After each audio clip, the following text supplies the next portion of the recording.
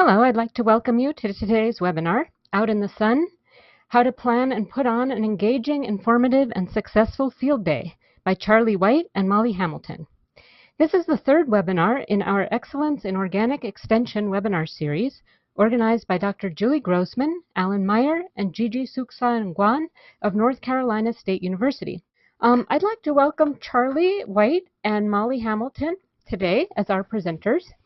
Charlie White is a Sustainable Agriculture Extension Associate with Penn State Extension. His work focuses on soil health, nutrient cycling, and the use of cover crops in organic and low-input farming systems. Molly Hamilton was born and raised in rural North Carolina. She studied biology at UNC Chapel Hill and received a Master's of Crop Science at North Carolina State University. She has worked with the Organic Grain Program at NCSU for 9 years, planning, implementing, and evaluating extension outreach for the program. So the title of this presentation, Out in the Sun, always makes me chuckle because maybe only about half of the time are we actually out in the sun, and that's when we get lucky. But oftentimes, like this day you see here, this past April, it might be rainy, or this summer we were caught in thunderstorms and whatnot. So if only we could plan the weather as well as we plan our activities, we'd all be doing well. So planning a field day is really a huge topic. There are just so many different kinds of field days, different objectives that people might have with field days, different locations that they can be held, different types of presenters and activities and partners that can all be involved in field days. So it's really a big topic, and I have a feeling that we're really just going to be scratching the surface here today with what Molly and I discuss. But we wanted to go through some of the basics, and throughout give some case studies and examples of some experiences that Molly and I have had. And so just wanted to get a little idea of where you all might be most likely to be organizing your field days. So would it be on a private farm, say with a farmer collaborator? Would it be, say, on a research station based around an experiment? Are you equally likely to organize a field day in either of these places, or maybe you're in a position where you don't really do much organizing of field days? So identifying the learning objectives of a field day is something that ideally should occur very early on in the planning of the field day. And by learning objectives, I don't just mean what are the topics that people are going to gain knowledge about, but there are other objectives as well. So maybe there are certain skills that you might be teaching, such as how to adjust a planter, or how to use a tine weeder or something like that. There might also be attitudes that you're trying to change, such as feeling that it's important to have a diversified crop rotation, or really feeling like, yes, you need to do something to reduce the weed seed bank. Those are all attitudes that your program might be trying to influence. And then finally, at the end of the day, most of us would like for our audience to go back and do something, to take action. So that's kind of the chain that we think about as going from knowledge, skills, attitudes, ultimately to actions. So these objectives that you're trying to achieve ideally should be guided by your overall project goals. Oftentimes field days are embedded within a much broader project that might have research goals or societal goals, such as improving water quality. So going back to those original project goals should influence your learning objectives. Also getting input from members of your community. So if you have an advisory group, they might help steer you towards what the objectives would be. And you can also use participant engagement. So perhaps during the registration process, you might ask participants a couple questions about, what is it that you hope to learn at this field day? And if you see kind of certain patterns or trends, you can use those to guide you in your learning objectives. The reason it's important to identify these objectives early is because it really helps you to guide your activities, but also at the end of the day, a lot of us have to report our accomplishments, and so designing an evaluation is an important step in helping us to talk about our accomplishments and the learning objectives tied directly into the evaluation.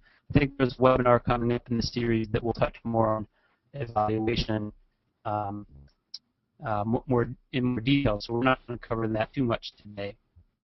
So there's a couple different locations. We already asked about this, where you might be organizing a field day, and I typically see them kind of two main categories: on the research station that might be around an experiment versus on a private farm, and each has their strengths and disadvantages.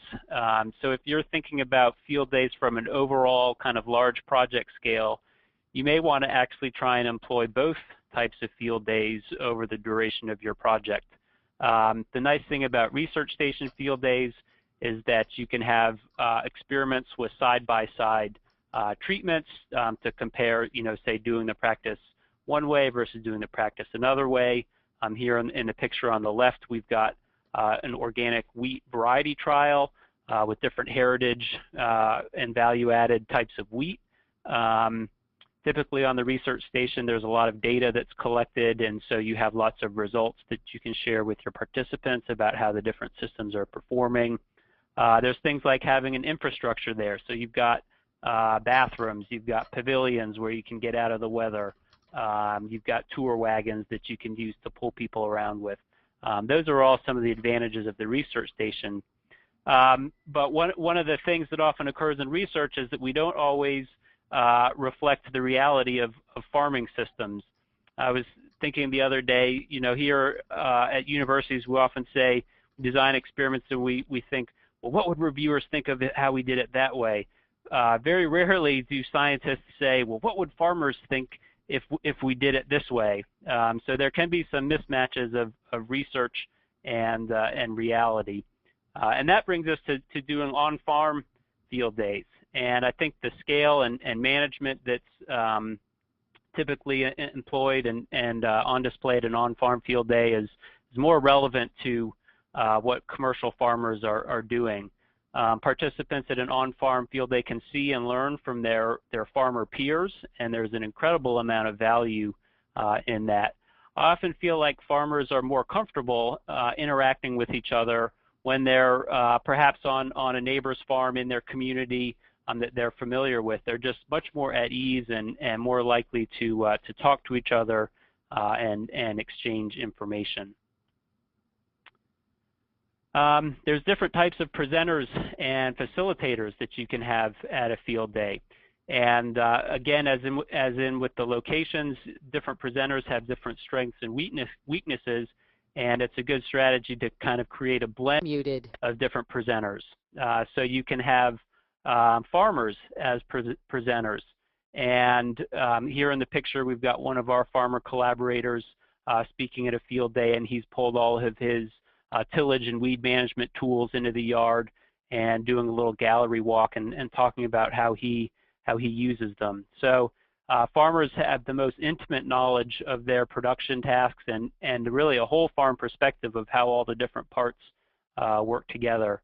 They've got credibility with their peers because they're out doing things day to day on their farm. But one of the disadvantages is that sometimes their experience is focused a little bit more narrowly on their particular type of farming system, the crops that they grow, the climates that they work in. Industry representatives are another group. They have a very broad perspective. They may work with farmers all over the region. They may work with lots of different crops and production methods. And so they really see a huge diversity of things in their day-to-day work.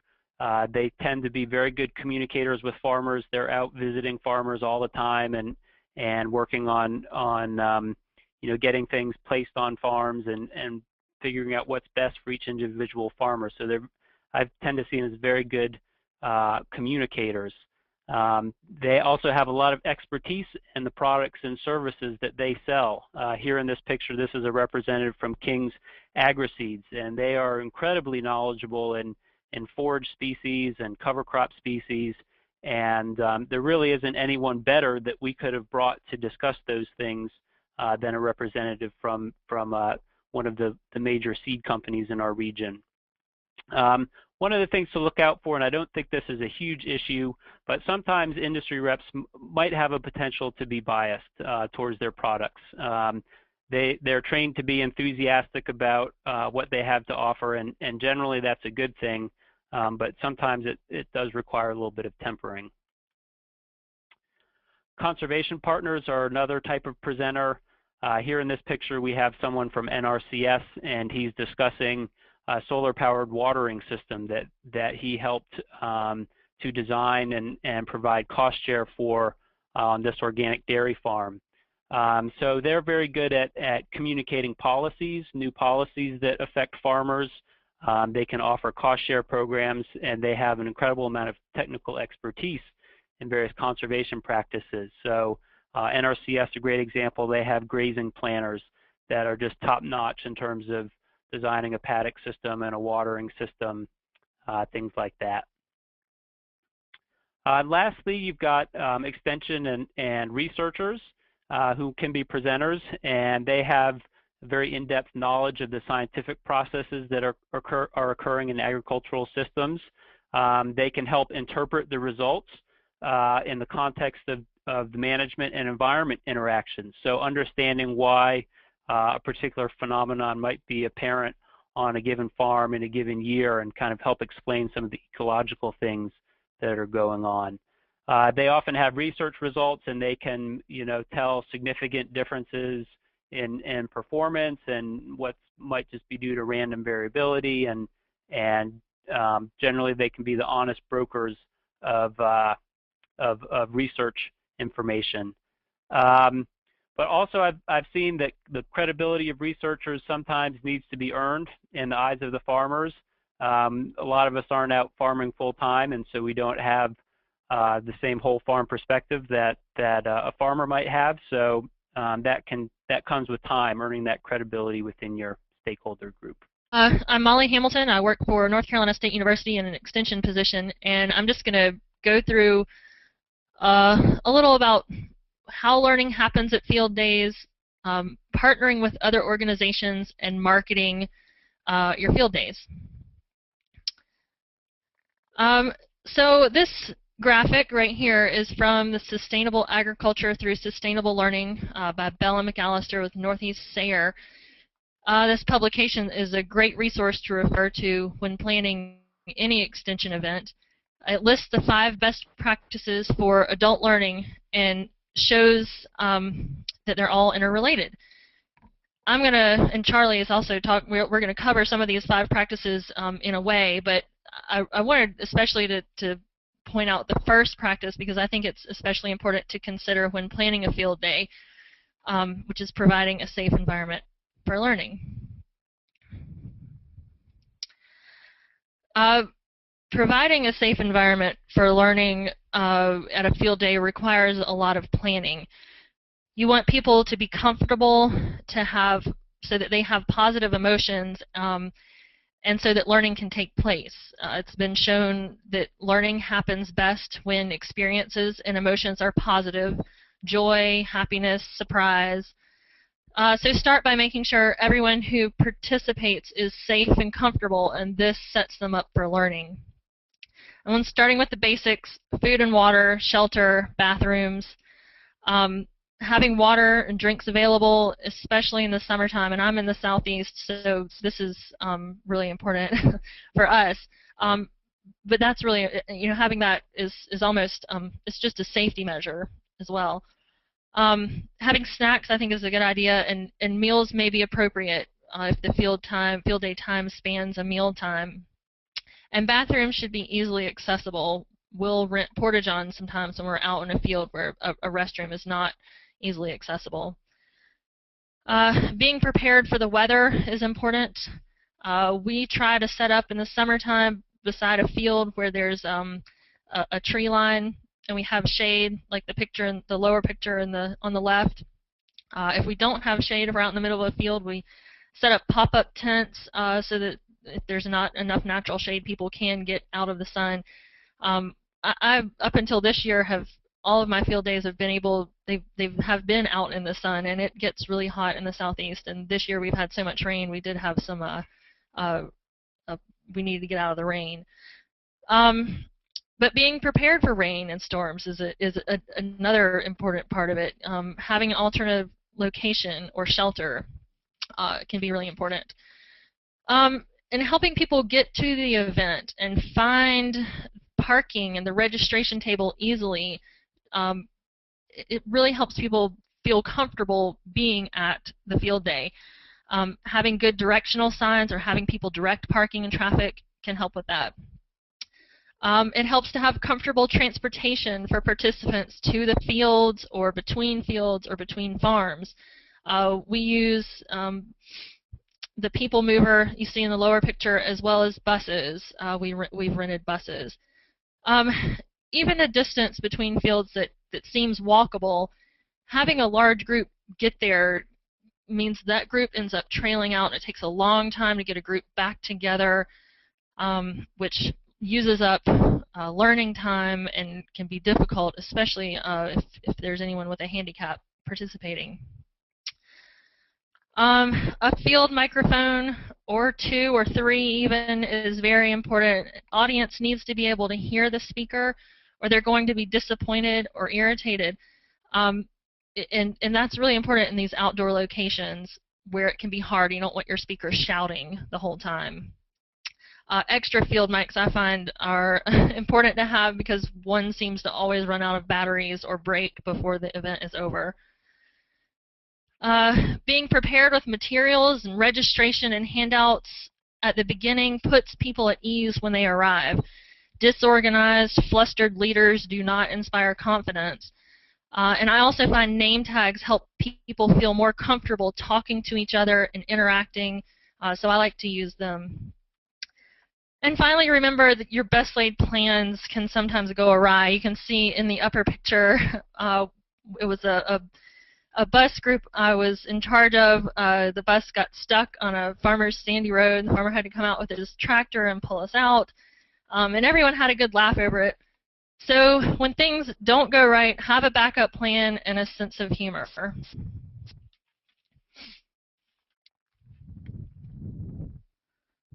Okay, oops. All right, go back one. So how does learning happen at field days? There are many ways that learning happens at field days.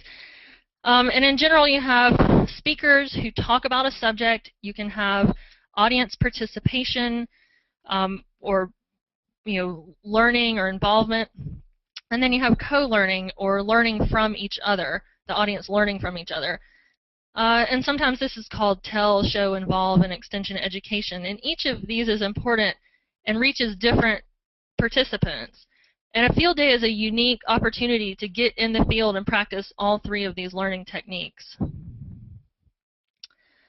For the tell part of a field day, good speakers, Charlie talked about this before, should be credible, they should be humble and relatable, they need to understand the audience, and they should be concise and interesting. I also think it's best to have any handouts from a speaker given to participants when they arrive, and not during the speaking time. This just is less disruptive to any speaker.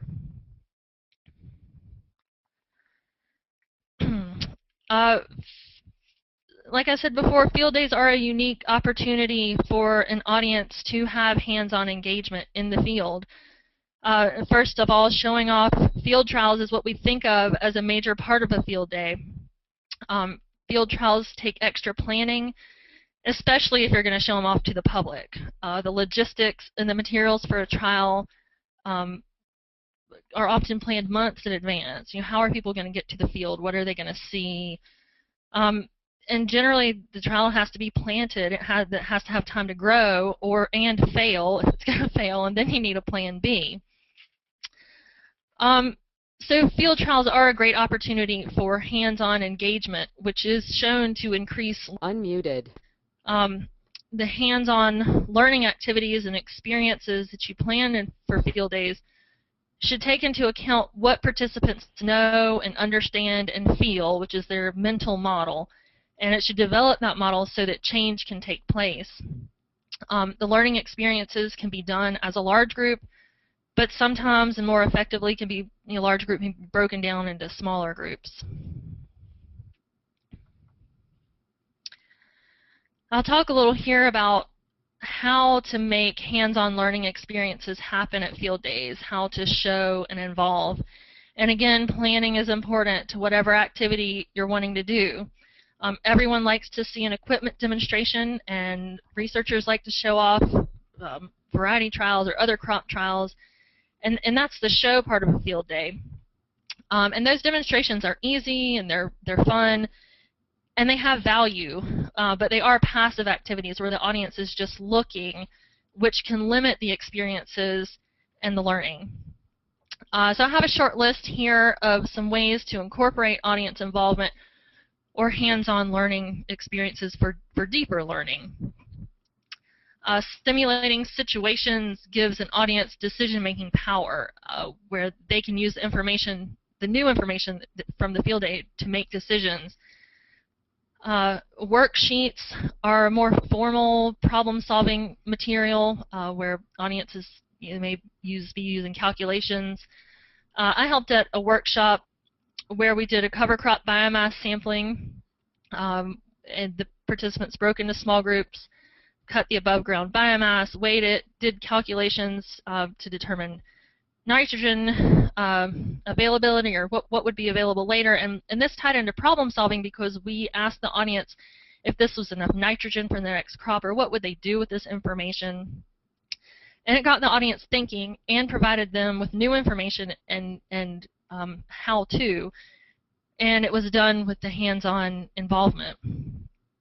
Brainstorming allows for group problem solving. A leader can ask a question with multiple answers, as very basic. For instance, what is the biggest challenge for producing organic soybeans in this area? And this is a great way also as leaders in Extension to assess the needs at the event and get the audience interested in participating. Rating crops or weed control or management strategies is an easy way to get some involvement and get the audience thinking. We've done this at field days. You can see in the lower picture, we have organic weed control is a major challenge. We knew, and farmers were finding it hard and felt it required too much cultivation. It was difficult. So we did a few years of research, and a few things came out as some new strategies. And so we set up a soybean trial with seeding rate and rotary hose as the number of rotary hose as our variables, and we asked participants to rate each plot as great, acceptable, fair, or unacceptable for weed control. And then we unveiled the signs labeling the plots and talked about the treatments and the management practices. And everyone was surprised at how effective seeding rate could be in reducing weed pressure. And that was just it was a fun activity that got people really involved in the trial that they were looking at. And finally, games or simulations or challenges are fun, and they involve competition. And I haven't done any games at any field days yet, but I might try to incorporate that in the future.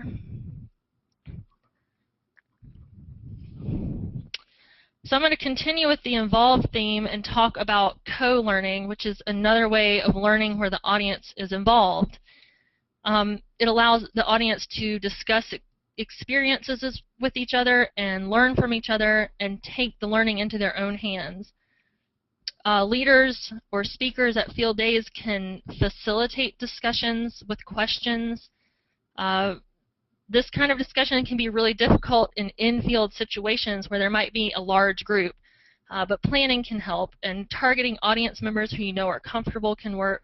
The top picture here is a farmer at an event talking about his crop rotation, and he was answering questions and getting some feedback. So encouraging audience members to question speakers is another way to help in large groups.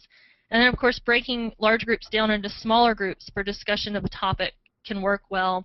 and the small groups can report back to the larger groups about their discussion if that's the desired outcome.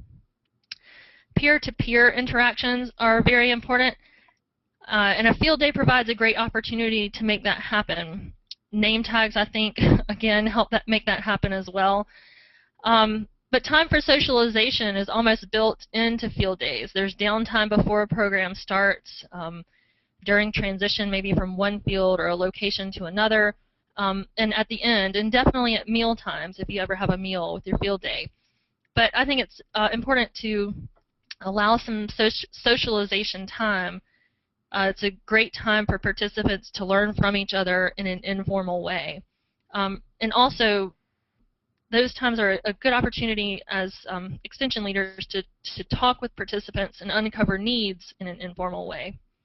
So I'm going to switch gears now and talk about another important aspect of field days, which is partnering with different organizations who are coming together to provide better programming.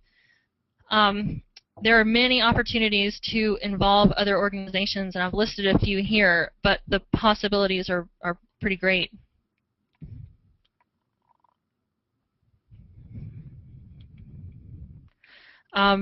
So how do you involve other organizations, and who do you involve? And you can see the logos of many of the groups worked with.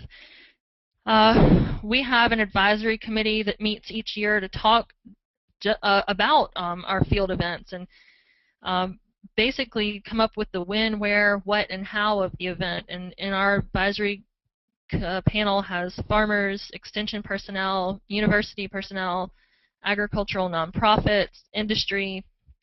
So that's a great way to get other organizations involved in your field day. Good speakers and new speakers often come from other organizations to have at your field day, like Charlie talked about earlier. Farmers and conservation organizations. We partner, and again, also like you talked about before, you get these partnerships because of a larger project that you're doing that has the field day as part of it. So, projects and grants, trials and events that you've partnered with. We've partnered with USDA and North Carolina Department of Agriculture, and lots of nonprofit agricultural organizations. So they can provide personnel, financial resources that make the program better. Asking for input doesn't have to be formal, and many organizations and people can provide feedback, and I often ask for input for event planning as well as other things. And that can be really helpful, and involve other people and organizations. Press groups such as newspapers, radios, farm press organizations can be a great resource for advertising field days, and partnering with other organizations strengthens a good story for the press as well. Partner organizations are often great at helping to market or advertise field days. They can be great with the press, and you can reach different and larger audiences. And organizations can provide resources. This may be industry organizations or otherwise, but financial resources, personnel, and other types of resources to make a field event or a field day go really well. And finally, I think it's very important to publicly acknowledge and thank partnering organizations at your event. And this gives credit where credit is due, and it also builds good relationships. And finally, I'm going to quickly talk about marketing your field event. I learned the 4 P's of marketing from an extension course I once took, and I think it's still pretty appropriate. But one is program. The program has to match the needs of your participants, or it needs to be a program on something that the audience wants to learn about. 2 is price. It has to be affordable. And that can mean free, but I often feel that field days should have a minimal fee, $5 to $15 for a few reasons. The fee helps cover costs. Even with sponsors, there can be unanticipated costs, and the participant fees can help with that cost, but it's not a main reason. There's also a psychological reason, and that's that if people are paying for a program, they feel more invested in it. They feel they are getting something worth paying for. And it makes them value the program and the materials that they get from the program more. And it's our job to make sure that the program is worth it. And then a practical reason to charge a fee is that if you're going to be serving a meal or have a large amount or a valuable bit of material going home with audience participants, and you need to know the exact number of people coming, charging a fee gives a better guarantee that those people who registered are and paid are going to show up. And that really helps. The third P is promotion. People have to know the program exists, and you can do this through, I'm sure lots of people do lots of things, but email, mailing, postcards, brochures, social media. Having the press helps. Articles in the press about the field day or press releases, or even paid advertising with radio, newspaper, agricultural media. And the promotional materials should have the basics. You can see the postcard that I have up there. That was from our field day this summer. And just the basics need to be with the promotional materials. Program title, the date, the time, the place, directions or a map, and registration information, which would include price and who to contact. And an agenda is always nice to have with it if possible. The other part of promotion that I think helps is to provide credits if possible, and that's a promotional draw. So for instance, we often try to get certified crop advisor continuing education credits. We get pesticide credits and extension education credits for agents who can come. So those are all just some promotional draws that can help with that. So the fourth P is place. The location of the program should be as close as possible to the target audience. And that's just fairly basic, but your turnout, will be better at a location where most of your audience doesn't have to drive a long way. So it's just something to think about. And finally, I think it's important to promote extension or whatever your home organization is. When we do our field days, we promote extension. We promote North Carolina State University at our events, and sometimes Center for Environmental Farming Systems when we work with them. We do this by wearing our ID badges or our shirts or having the logos on the materials that are going out. So I just think those are some important things to think about. So I will now turn this back over to Charlie. So I want to talk a little bit here as we finish up about some examples or case studies of some activities that we've done. And I'm primarily going to be focusing on some activities that we've developed over the last 3 or 4 years to look at research station experiments and evaluating different ecosystem services that can be provided by organic cropping systems. So the kind of a guiding framework that we've used in these activities to kind of collect our ideas and also get people involved in integrating some of what they see is the spider plot here. And you can see a picture of that, a couple of farmers filling it out. This is a tool that on different axes of the spider plot, we have different services, different ecosystem services. So they might be things like insects or weed dynamics or nitrogen retention, things like that. If you'd like more information about this, some colleagues of mine wrote an article in the Journal of Extension, and that citation is down below. So going through a spider plot activity allows different topics to be focused on, and ideally you would have kind of an activity to do associated with each service. So here's a couple that I'm going to go through, some activities we've developed. Some focus around nitrogen, weeds, insects, soils, and then yields.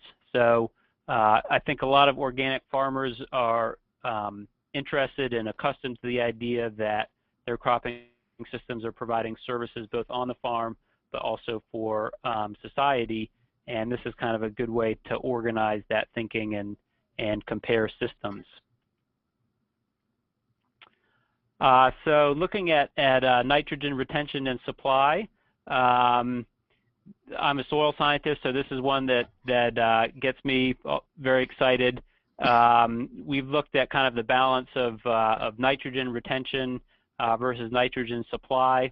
And so on the left-hand side of the screen here, we've measured nitrogen retention in these experiments using anion exchange capsules, and you can see a picture of the capsule there. And we compare how different cropping systems might or management techniques might affect nitrate leaching. And the activity that we do is we actually place these in a hole within the system of interest at the field day, and participants actually have to crouch down and pick that up out of the hole, and on the side is written what the leaching in pounds per acre was. So they get this kind of physical involvement. There's a little bit of the element of surprise. What's it going to be when I pull this out? And there have been some surprising values. We've seen a lot of leaching come out under, say, frost-seeded red clover after a small grain crop, and that's been very surprising to see how much has been lost. On the right-hand side, we have some other tools. So, for example, on the top, we've got chlorophyll meter where we're measuring the nitrogen content of corn. And on the bottom there, we've got soil samples where we've actually done just a quick field extract and using some of the water quality test strips, you can actually dip it in and see what the soil nitrate content is. So Alice, I'm having a little trouble forwarding the slides here, so I don't know if you could assist me with that, moving those forward.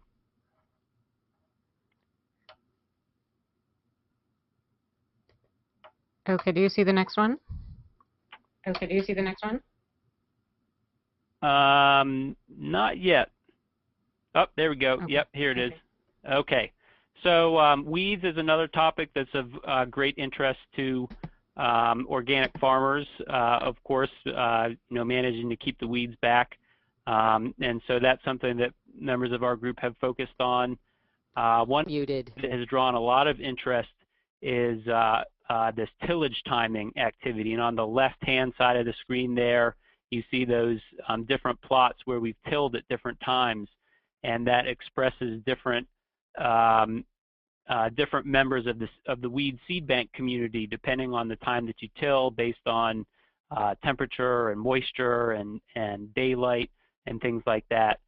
So we create these different plots ahead of time. This takes advanced planning of 3 to 4 months typically to have a tillage timing each month, and you can see how the weed seed bank expresses itself.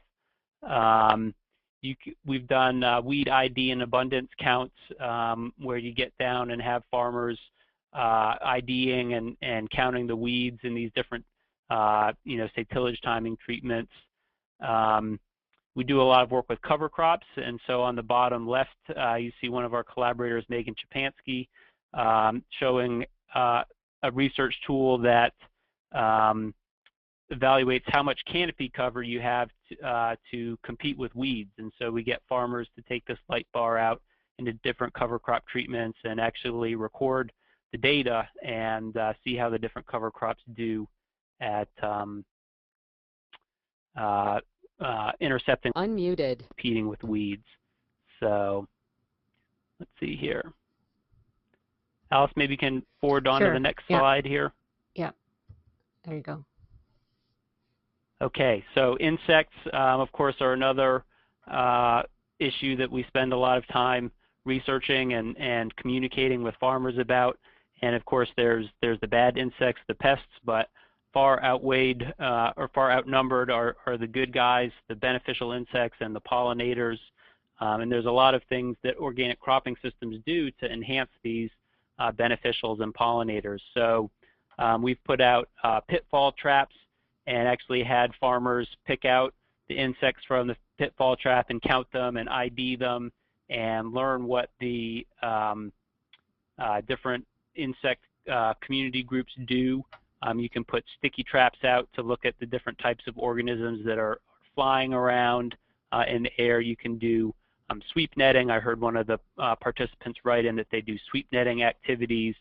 Those are all excellent things that you can do to observe the insect community.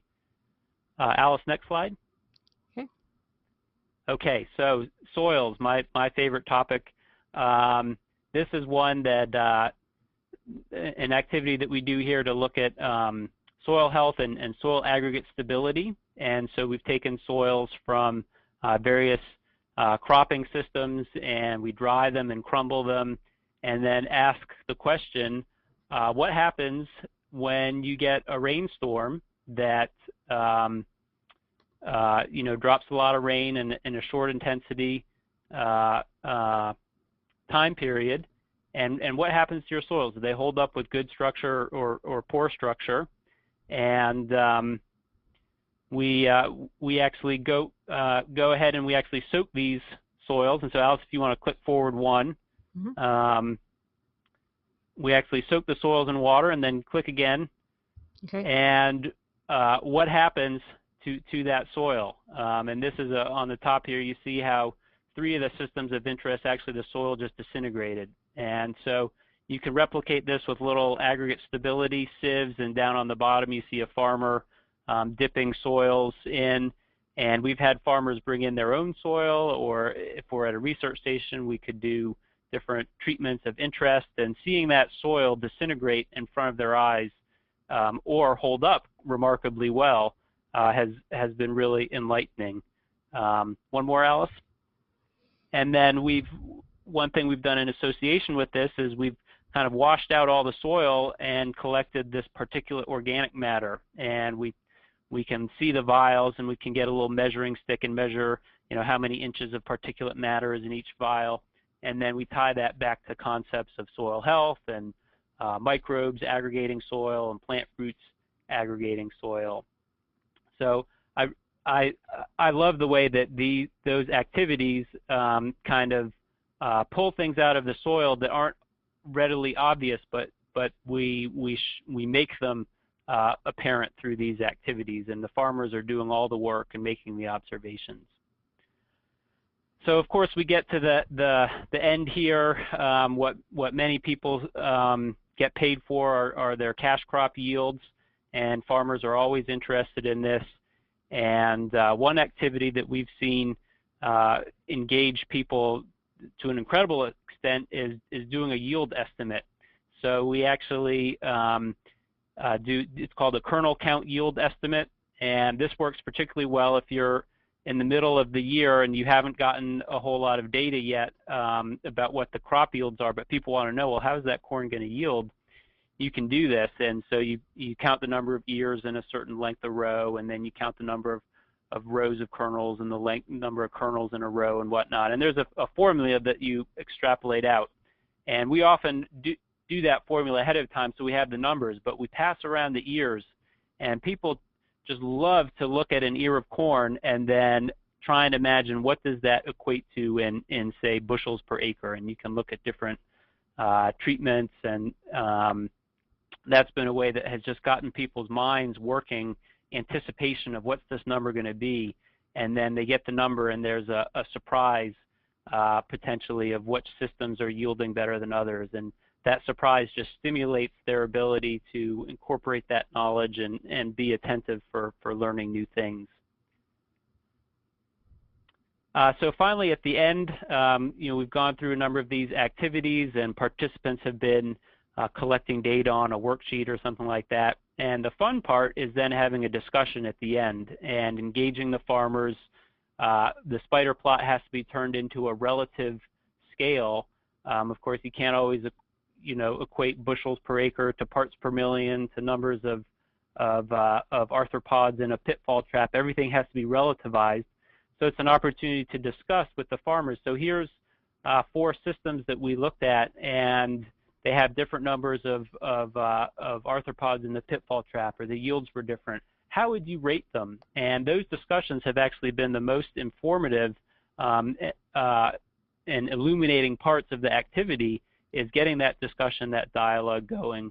And then we as a group decide upon a relative value, and we plot it up on the spider plot, and then there's the opportunity to discuss how systems might be different from each other in different regards, and which ones are optimized towards certain services, which ones provide overall good fit. So this has been an activity that we've done a number of times, and it's been on our evaluation data, always been highly rated by our members, or by our participants. So that, I think that's all of the official slides that we have today. So I just want to acknowledge some of our collaborators that have kind of developed these activities and helped me gain experience planning field days. Over the last 5 years or so, we've had 3 projects focused on organic cropping systems where we've done field days both at the research station and on farm. And eOrganic has been a partner in most of those projects.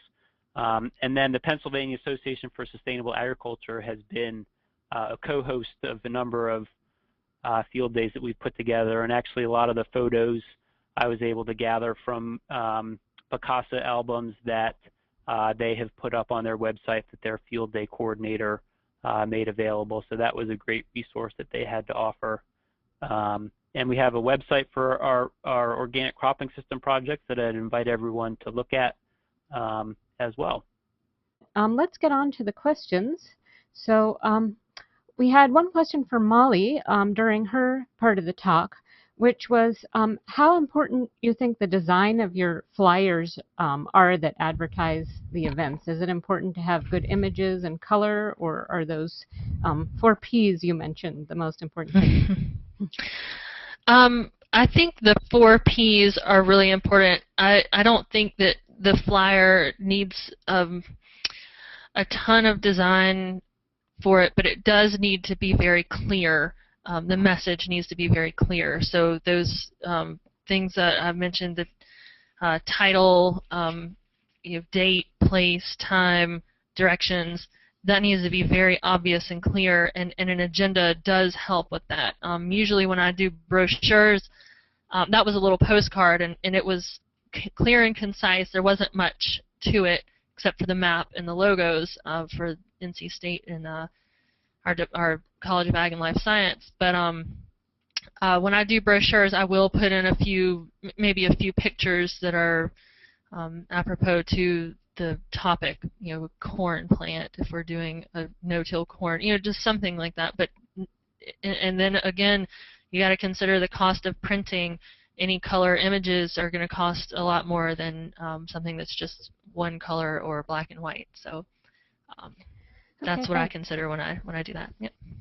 Yeah, we had a question about what the average length of your field days are. It seems like these hands-on activities could take hours, especially if there were a lot of growers. You want to comment on that? I can comment first. This is Molly. Our larger field days are about 4 hours long, and that'll include a meal. So, and maybe an hour for socialization time and a meal. And during the meal, we may have a speaker for 20 minutes or have some industry people get up and talk.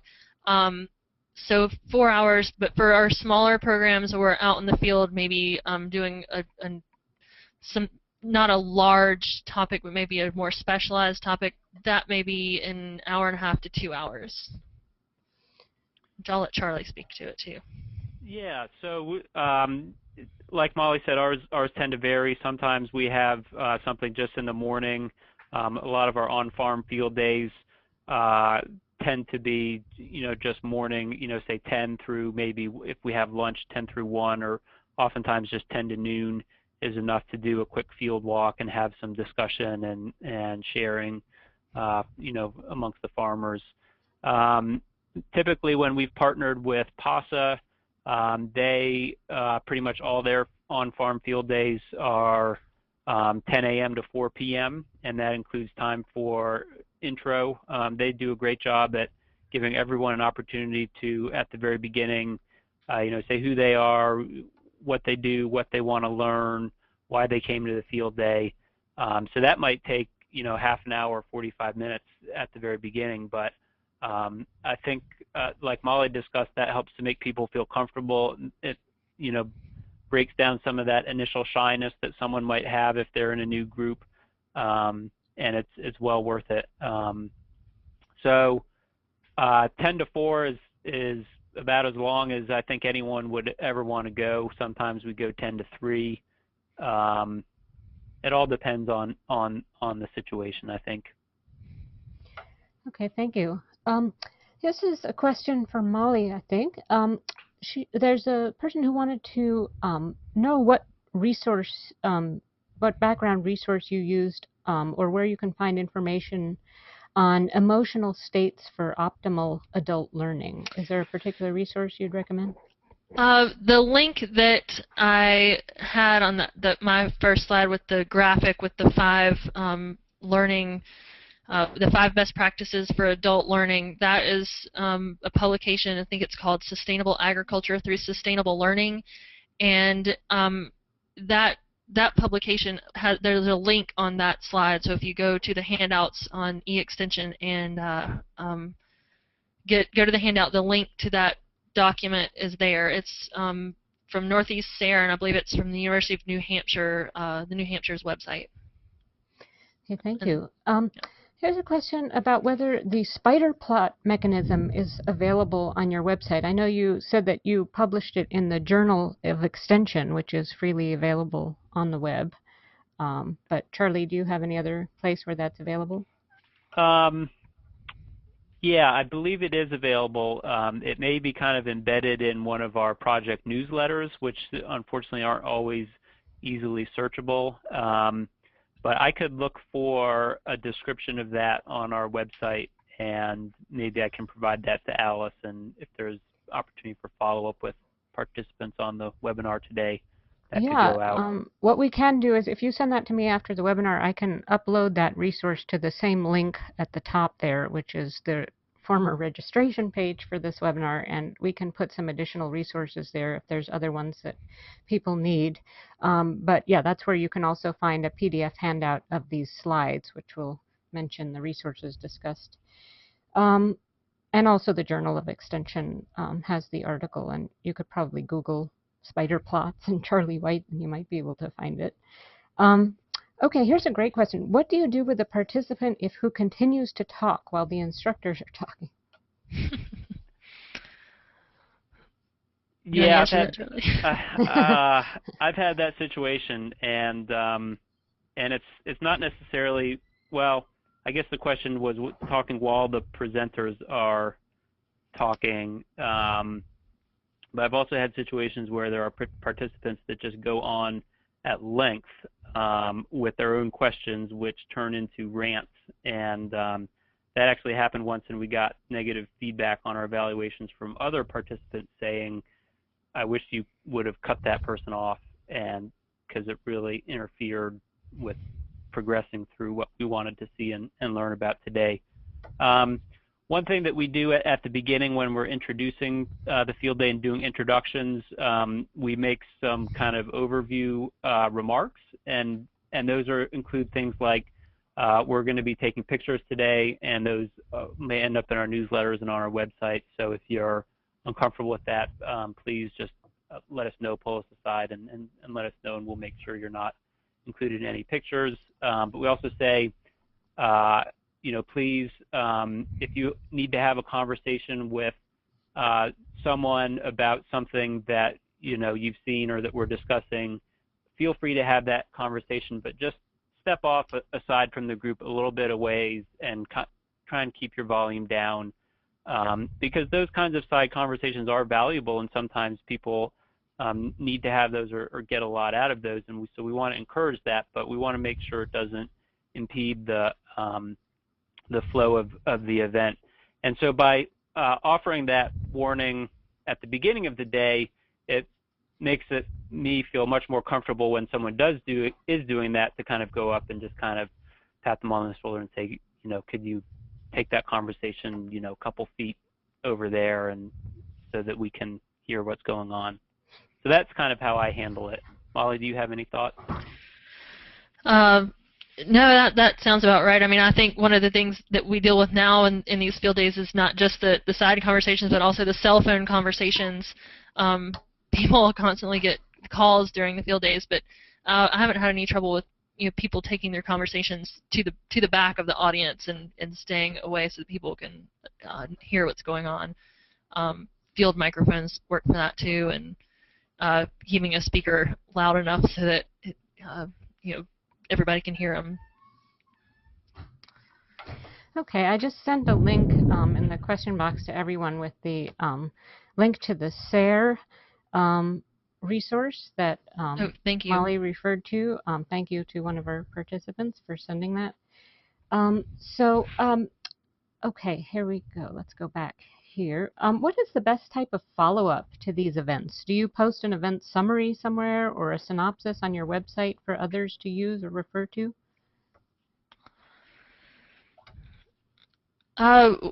We do that some.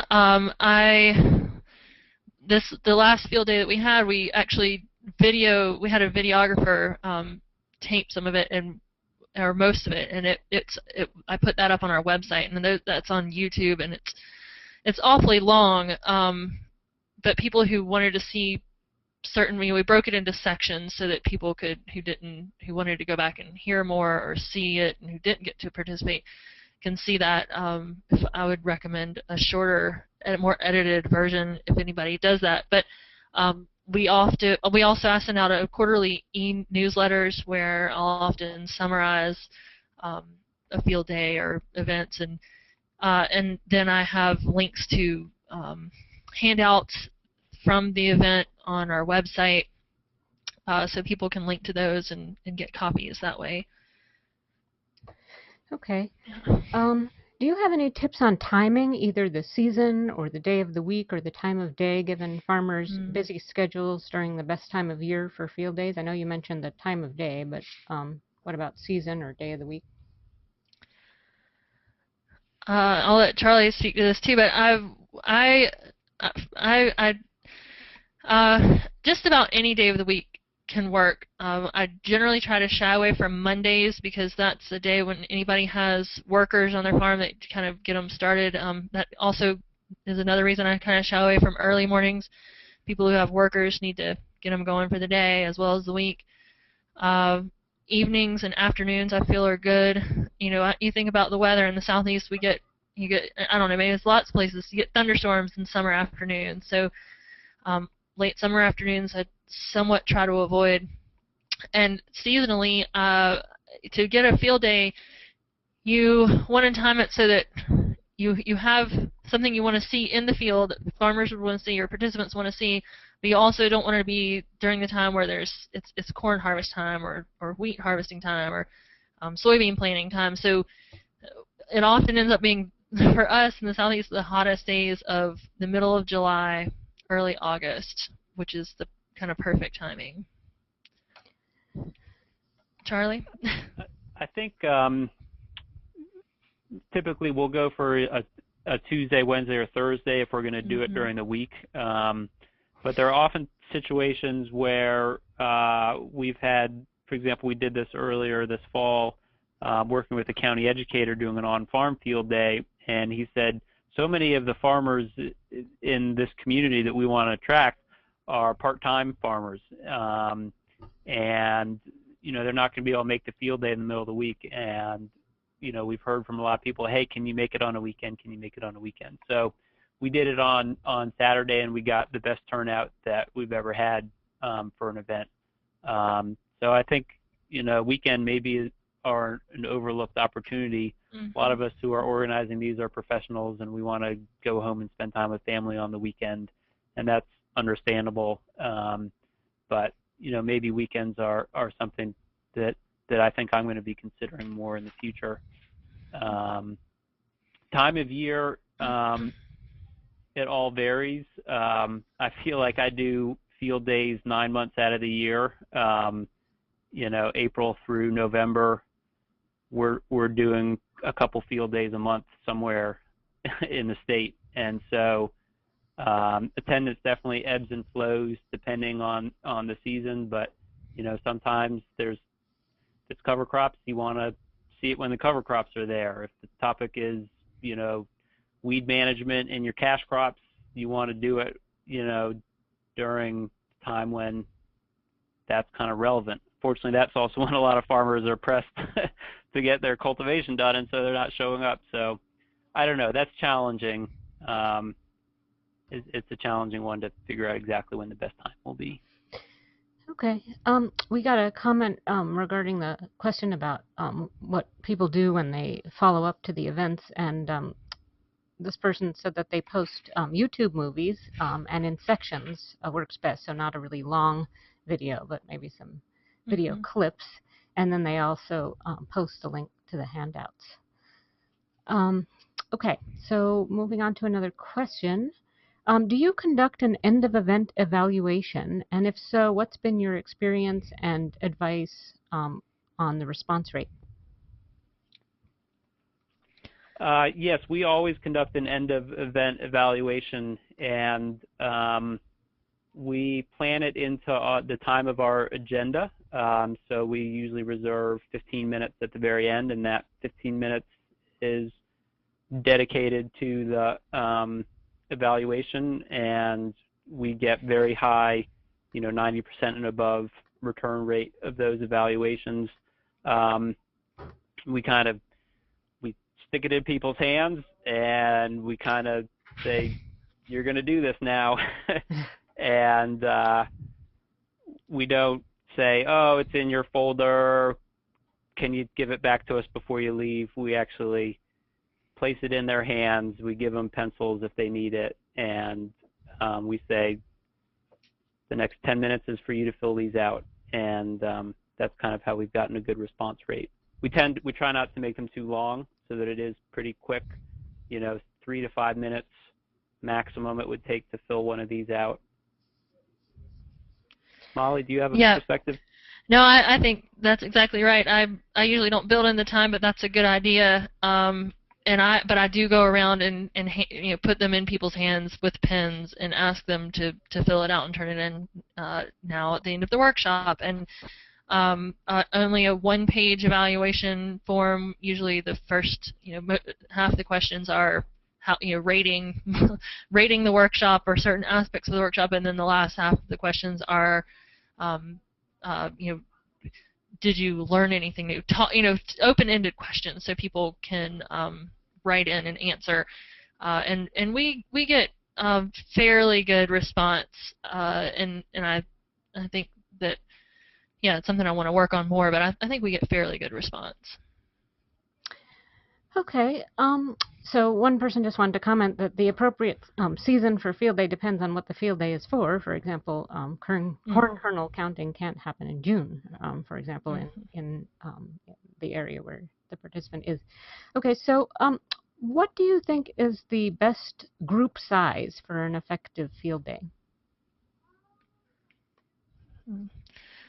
I would think that depends. I think we've had effective field days with a really large group. I've had close to 200 people at some events, and then other events that were I would call them field events, maybe not field days, because field day to me it's a huge event. But this was an outdoor in the field activity.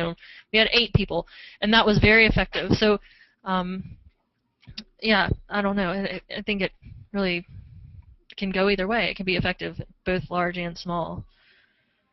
Yeah, I would agree with that. And sometimes if we are expecting a very large group, let's say if it's going to be over 50 people or something like that, and we want to do some hands-on activities, we will actually break people up into groups and have them rotate through different stations so that everyone can get their hands in and experience things and have a little bit smaller group for discussion. There's other things, if you're going to be looking at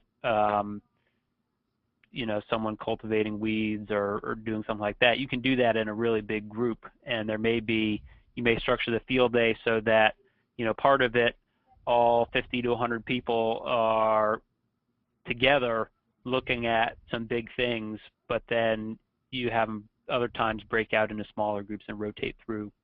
Mm-hmm. Okay. How much do you compensate host farmers or invited farmer speakers for on-station field days? I don't think we've compensated. I don't think we've compensated anyone so far, unless they're coming from a long ways out of town, and then we've paid for travel often. We'll offer to pay for travel, I think, if we need to, on a mileage basis. Yeah, I think it all depends on the context and to what extent you feel like you're putting the farmer out for organizing the event. We have, for example, we have like some farmer learning networks where it's a really tight-knit community, and the farmers are very enthusiastic about hosting events on their farms and sharing what they're doing. And for those, we didn't feel like it was appropriate to offer something in exchange for their time, because it's really something that the farmers are in the steering of. Other times, if there's, say, a farmer that's doing something innovative and we want to bring a group to see that, we might, if it's going to be like a 4-hour thing at their farm, we might offer them, say, $300. If we're asking a farmer to come and spend a day with us and be on a farmer panel, we might offer them $100 honorarium, something like that. It all depends on the context and to what extent we feel like we're asking this farmer to go out of his or her way to spend time with us or get their farm ready for us, that they wouldn't necessarily jump out of their seat to want to do. Okay, yeah. So even if they were hosting the event, it would. Do you have any guidelines for that? If the farmer was hosting? Yeah. Yeah. So I guess there was one we did last summer where we brought 50 people to the farm for an hour and did a quick walkthrough. This was like a farm tour we went to 2 or 3 farms in a day. And, that farmer, he had to meet with us a couple times over the course of the summer to talk about what we wanted to do. He had to make sure all his lanes were mowed. He had to be there to coordinate the porta-john to be dropped off. He basically spent his whole morning that day with us, and so we felt like it was important that we offer him some compensation, so we gave him $300. Yeah, we've had a few comments also that one person said they give a small stipend, $100, not a lot, but to honor their time, and we also encourage them to sell their product to attendees. And another person said that they offer $200 for hosting an event and about $50 for a speaker.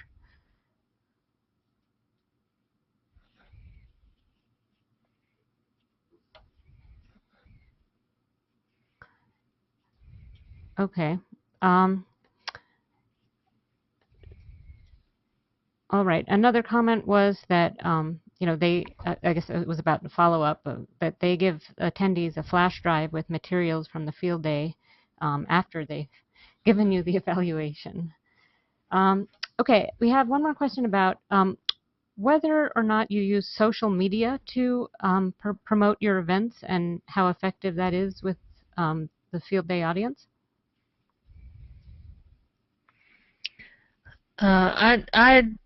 I don't use social media to promote my events, mainly because my audience is most of them aren't using social media. And we don't use much social media either, and I'm not sure it's because our audience isn't using social media, but it's more that ourselves really is the barrier. I don't use social media at all for anything in my personal or work life.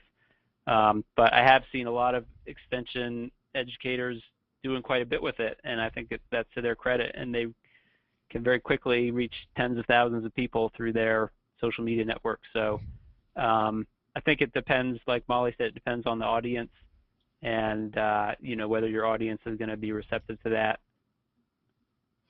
I just wanted to mention we just had a webinar on that topic that this person may have attended, but one of the other ones in this series was talking about using social media in extension programs. So if you didn't attend that webinar and you're interested in social media, you may want to check that one out.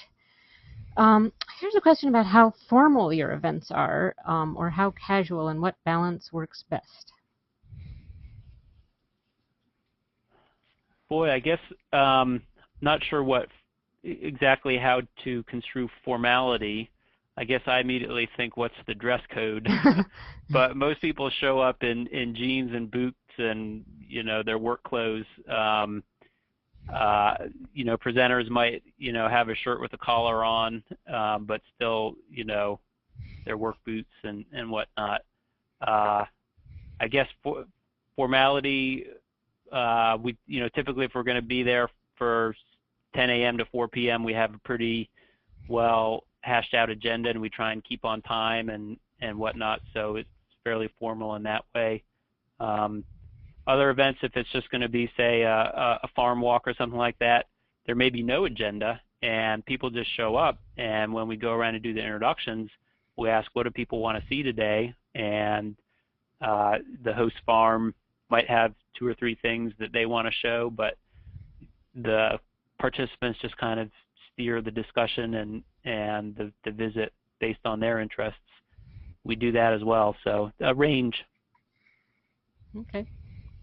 Yeah, we have a comment from a participant who does use social media to promote field days, and said that no one raised their hand for attendance because of postcards. Our attendees heard about the event on the web or in our e-news or social media. So I guess it really depends on your particular audience. Mm-hmm. So, let's see. Here's a question about whether or not you use amateur videos of farm events done by staff or visiting farmers. I haven't used any amateur video. We've maybe taken one video that a graduate student did. I'm not even sure we used it on the internet. So, Charlie. Yeah, we have not. We're not. I wouldn't say we're the leaders in using video. We're just getting our feet wet in that area.